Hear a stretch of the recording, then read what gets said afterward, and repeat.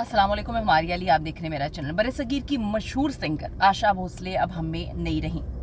उनकी ज़िंदगी हमेशा से ही मुतनाज़ रही, हमेशा से तनाज़ात का शिकार रही।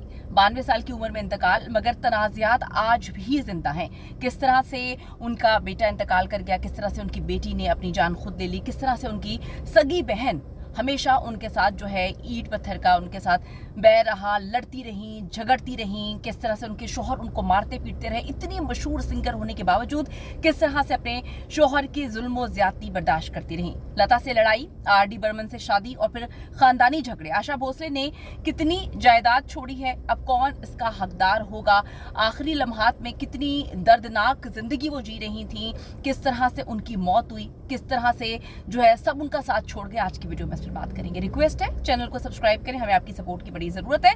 वीडियो को आखिर तक आपने जरूर मुलाहिजा करना है। आशा भोसले बरसगीर की मौसीकी की तारीख का एक ऐसा नाम जिनकी आवाज पूरी दुनिया में ना सिर्फ सुनी जाती बल्कि लोग उनके जो सहर अंगेज आवाज का जादू जो है हमेशा याद रखेंगे। उन्होंने अपनी वर्सेटाइल गायकी के जरिए ना सिर्फ बॉलीवुड बल्कि अगर हम आलमी सतह की बात करें तो वहां भी राज की, अपनी पहचान बनाई। लोग उनको बहुत ज्यादा पसंद करते थे। आपको थोड़ा सा बताती चलूं कि उनकी जो जिंदगी थी वो हमेशा तनाज़ात का शिकार रही। इब्तदाई जिंदगी और खानदान के हवाले से सबसे पहले मैं आपको बताऊंगी, आशा भोसले 8 सितंबर 1933 को महाराष्ट्र के गांव सांगली में पैदा हुई। उनके वालिद जो हैं वो एक क्लासिकल गुलकार थे और थिएटर के अदाकार भी रहे। आशा मशहूर जो ज़माना गुलकार है लता मंगेशकर, सबको पता है कि उनकी छोटी बहन थी। मौसीकी उनके खून में शामिल थी, आवाज़ का जादू उनके खून में शामिल था। वालिद के इंतकाल के बाद ख़ानदान की जिम्मेदारी जो है उन्होंने और लता जी ने बहुत छोटी उम्र में संभाल ली थी और फिर इन लोगों ने अदाकारी करना भी शुरू कर दी। आशा भोसले के नाम जो हैं वो बहुत सारे अवार्ड्स हैं, इतने ज़्यादा अवार्ड्स की कोई तस्वुर भी नहीं कर सकता। दादा साहब फाल्के अवार्ड जो है वो उनके हिस्से में आया। ये हिंदुस्तानी सिनेमा का सबसे बड़ा अवार्ड तस्वुर किया जाता है। पद्म भूषण ये इंडिया का दूसरा बड़ा सिविलियन एजाज़ है जिससे उनको नवाजा गया।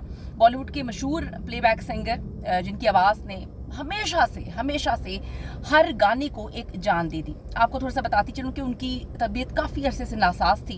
12 अप्रैल 2026 को वो 92 साल की उम्र में जो है इंतकाल कर जाती हैं। उनकी ज़िंदगी हमेशा से तनाज़ात का शिकार रही, हमेशा से उनकी ज़िंदगी इतने तनाज़ात से घिरी हुई थी कि लोग सोचते थे कि इतनी मशहूर सिंगर और इतना पैसा है इस औरत के पास, लेकिन फिर भी वो अपने शोहर से मार खाती थी। उनके बच्चे ने अपनी जान ले ली। उनका एक बच्चा जो है वो किस तरह से मूजी मर्ज के पास दुनिया से चला गया। सबसे पहले उनकी बहन लता मंगेशकर के साथ उनकी लड़ाई का जिक्र जरूरी है, वो करती हूँ। दोनों बहनें एक दूसरे की कामयाबी पे तो रश्क करती थी और पेशा वराना मुकाबले की अफवाहें हमेशा रही। कुछ लोग कहते हैं कि लता और आशा ने मोहम्मद रफ़ी के करियर को मुतासर करने की भी कोशिश की, जिस पर रफ़ी के बेटे शाहिद रफ़ी ने बड़ी तनकीद की थी।